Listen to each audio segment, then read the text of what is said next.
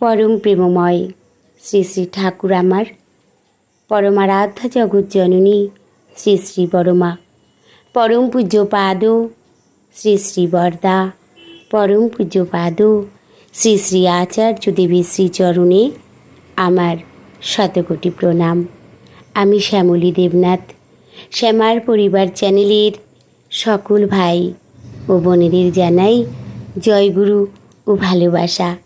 আমি শুরু করছি ইষ্ট প্রসঙ্গ আলোচনা।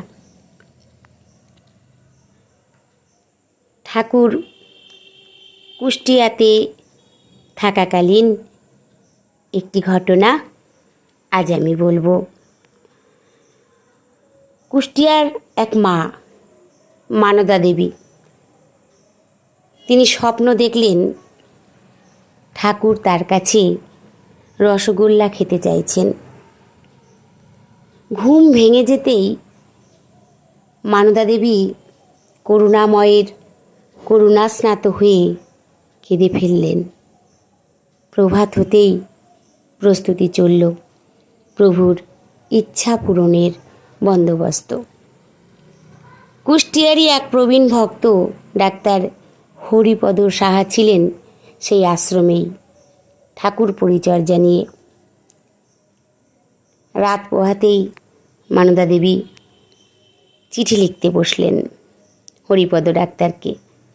তিনি লিখে পাঠালেন ঠাকুরের পছন্দ মতো রাজভোগ তৈরি করতে। অটল দাসকে দিয়ে উত্তম শ্রেণীর রাজভোগ তৈরি করিয়ে ঠাকুর ভোগ দিতে হবে। টাকা পয়সা তিনি মানি অর্ডার করে পাঠিয়ে দিলেন।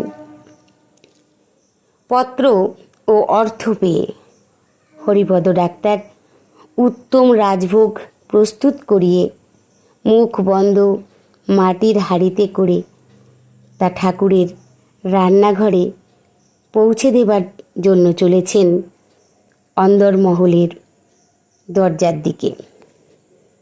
ধরা পড়ে গেলেন খোদ ঠাকুরের কাছে।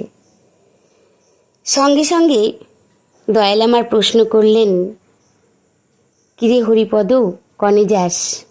উইয়ের মধ্যে কি, আয় দেখি। এমনভাবে প্রশ্ন করলেন যেন তিনি কিছুই জানেন না যে তার মধ্যে কি আছে। দয়াময়ের কেমন দয়ার লীলা, একেই বলে অন্তর্যামীর খেলা। হরিপদ ডাক্তার দাঁড়ালেন। ঠাকুর বললেন, হাড়ির মুখ খোল দেখি। হরিপদ ডাক্তার কৃতার্থ হয়ে হাড়ির মুখের আবরণ খুলে ধরলেন। ঠাকুরের কাণ্ড দেখে ততক্ষণে দু একজন সেবক ভক্ত তার কাছে এসে দাঁড়িয়েছেন। তিনি তাদের ইশারা করে একজনকে বললেন জলের গাড়ু আনতে। জল আনা হলে ডান হাত বাড়িয়ে হাতে একটু জল নিলেন। হাত ধুয়ে হাড়ির দিকে তাকিয়ে বললেন, দেখি তো, বেশ তো ভালোই লাগদিছে। তা এখানেই যদি দু চারটে বসান দিই তা কেমন হয়? কি বলো হরিপদ? হরিপদ ভীষণভাবে খুশি হলেন। তিনি ধন্য হলেন।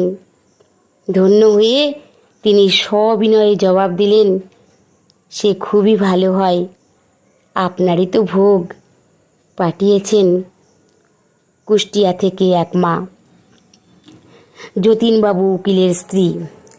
উনি স্বপ্ন দেখেছেন আপনি তার কাছে রসগোল্লা খেতে চাইছেন। ঠাকুর বললেন, তাই নাকি? পরম পিতার কী যে লীলা! ভক্তের নিবেদিত ভোগ গ্রহণে তর সইল না পরম দয়ালের। সেখানে দাঁড়িয়েই ঠাকুর মানদা মায়ের অন্তর নিংড়ানো মিষ্টান্ন ভোগ সেবা করলেন। অন্তর্যামী পরম পুরুষের এসব লীলা রহস্য কে বুঝবে?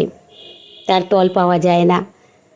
তার অনন্ত দরিয়ার কূল পাওয়া মানুষের সাধ্য নয়। তাকে শুধু ভালোবাসা যায়।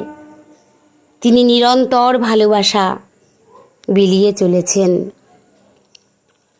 আমাদের তাকে ভালোবাসতে হবে।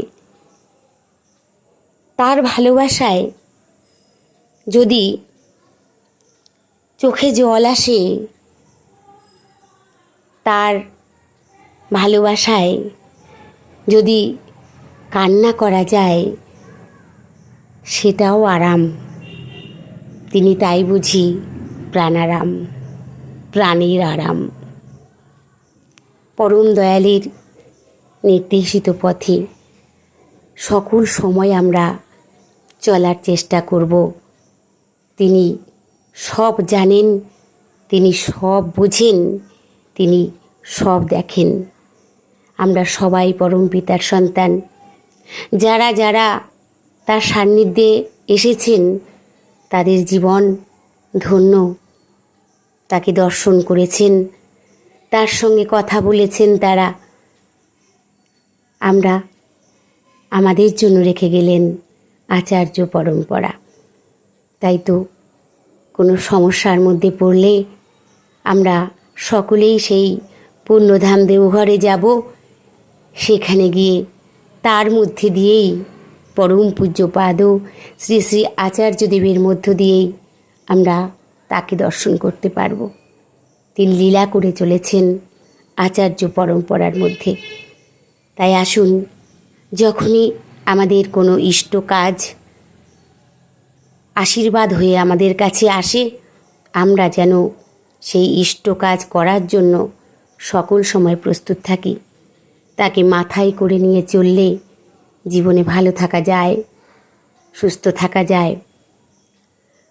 এখন প্রায় লোকেই অসুস্থ, সবাই বলে ব্যথা ব্যথা। সেই ব্যথাহারী মধুসূদনকে আমরা সকল সময় অন্তরে স্থান দেব, তবেই আমরা ভালো থাকব। তার জন্য ভাবব, তিনি ভাববেন আমাদের। তাই আসুন আমরা সকলেই তার নির্দেশিত পথে চলার চেষ্টা করি। জয় গুরু। সবাই ভালো থাকবেন, সুস্থ থাকবেন। পরম দয়ালের শ্রীচরণে আমি সকলের জন্য মঙ্গল প্রার্থনা করি। বন্দে পুরুষোত্তমম।